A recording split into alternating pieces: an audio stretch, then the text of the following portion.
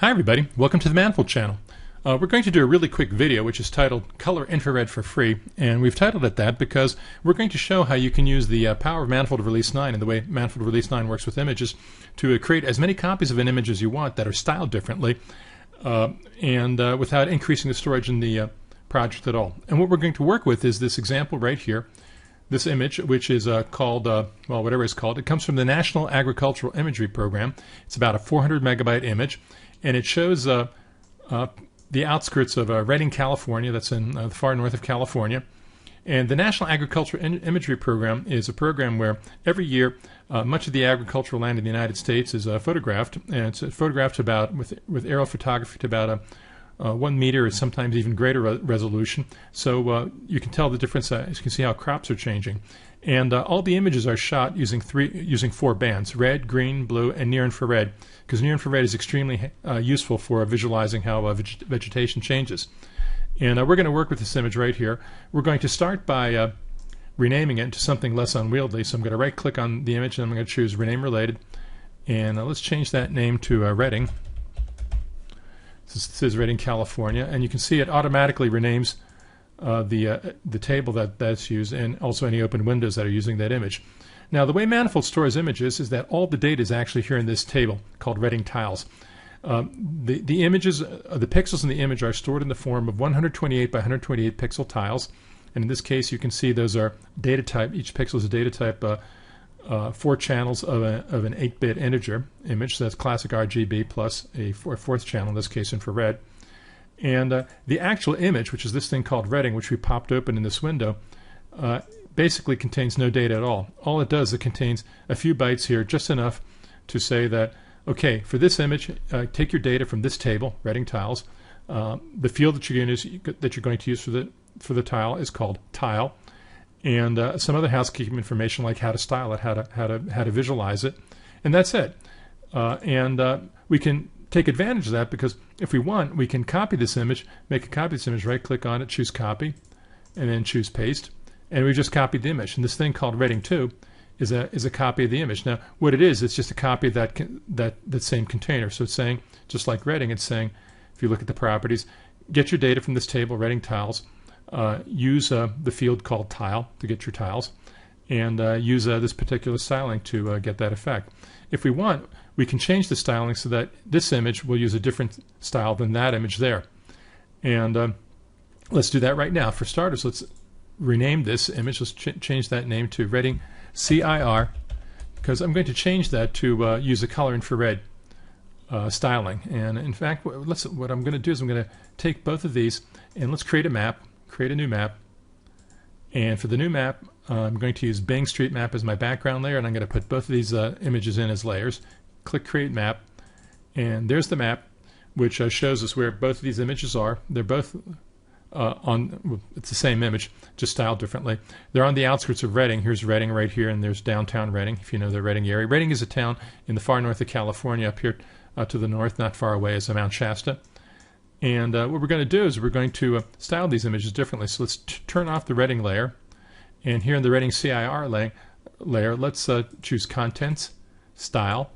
And let's style this as in the classic false color infrared presentation, which uses channel 3, that's the infrared channel for red, channel 0, which is the red channel for the green, and channel 1, which is the red channel for blue. That's how that's ordered. When I click Update Style, it immediately changes to false color presentation, which is what we see right there.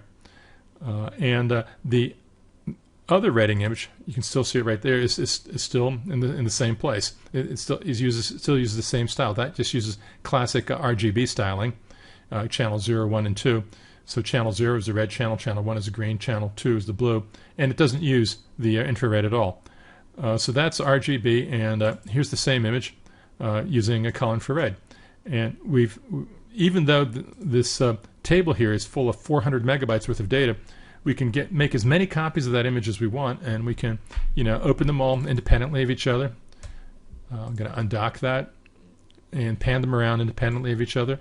If we want, we can synchronize the views. That's no problem. For example, if I want to show in here what's seen in that Redding image, with the focus on this window, I can just choose Windows, Map, and it'll immediately pan and zoom to the same viewport that's used there, to the same scale and so forth.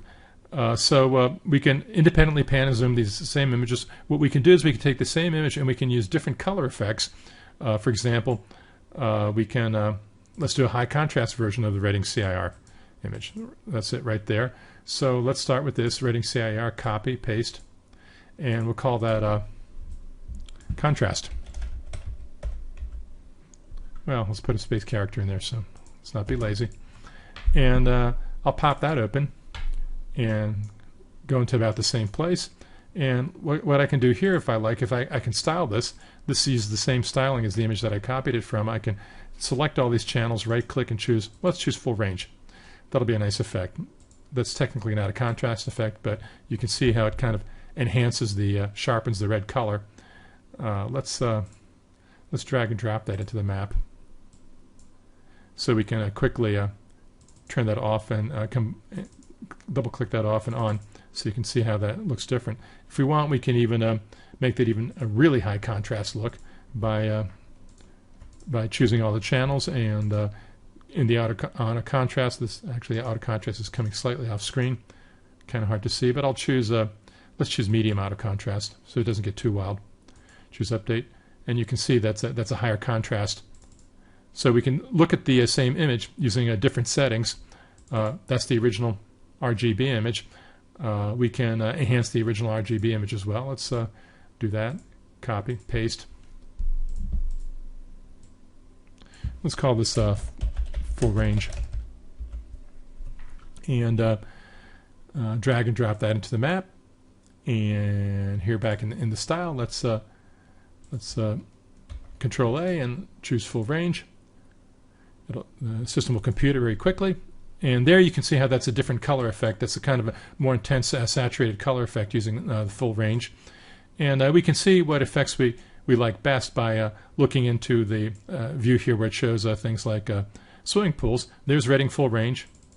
There's the original Reading image. There's the high contrast color infrared. And there's the regular color infrared. So you can tinker around with this, and we have 1, 2, 3, 4 images. And if we like, we can let's open them all up. Reading contrast, and let's undock that like that. Let's take the map and undock that. I'm just shift clicking on the tab to undock it.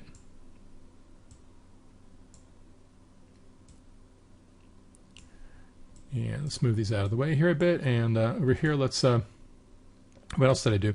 That's the Reading full range. Let's do Reading by itself. Undock that. I'll make it the same size as this, so it snaps to position to make the window the same size. And the last thing was just Reading CIR, I believe we used. Yeah, okay. Let's do that.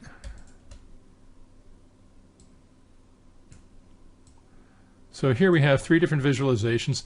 Let's use what the map, the view of the map. So we'll choose Windows Map, this one, and here in the location button I'll use Windows Map, and here let's make Windows Map also.